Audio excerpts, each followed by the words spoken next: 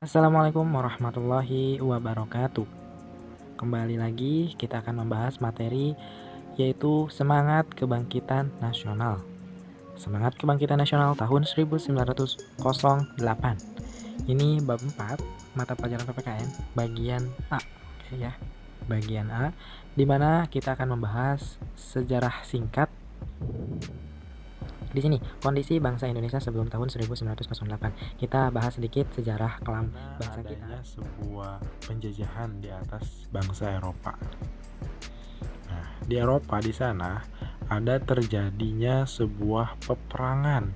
Namun, perkembangan teknologi yang sangat pesat membuat dunia pelayaran pada saat itu ya udah mulai maju, mulai baik, mulai bagus gitu kan.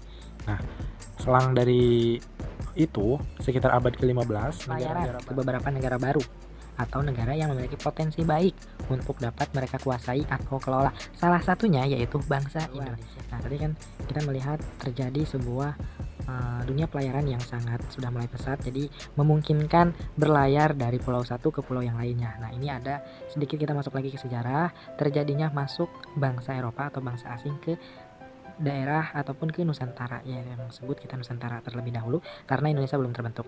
Tidak dapat dipungkiri bahwa mereka nih bangsa-bangsa Eropa masuk pada benua Asia, negara-negara di Asia termasuk negara kita Indonesia, jelaskan ya, yang belum terbentuk. Nah ya, jadi negara Indonesia itu belum terbentuk ya, jadi belum adanya terbentuknya suatu bangsa. Ya lihat di peta ini ya, tidak ada, belum terbentuk, masih bersifat kedaerahan, mungkin bisa Sumatera, Kalimantan, Sulawesi, Papua gitu ya.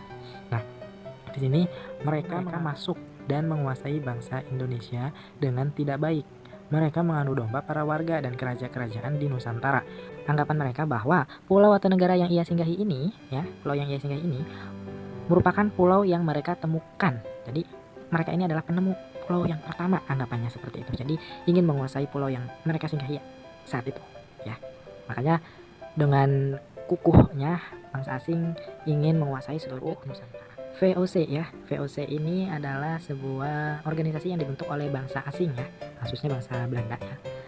Jadi bagaimana terjadi masuknya Belanda ke Nusantara sih, gitu kan, ada pertanyaan seperti misalkan, yaitu melalui perdagangan.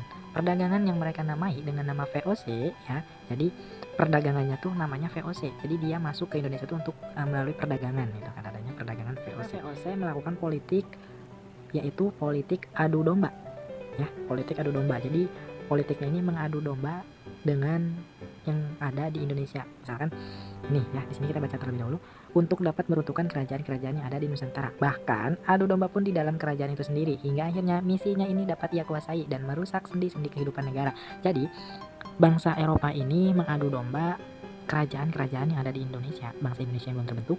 Jadi diadu domba, kerajaan yang ia kuasai di situ pun akan hancur gitu. Makanya Belanda dengan dengan mudahnya masuk ke Indonesia.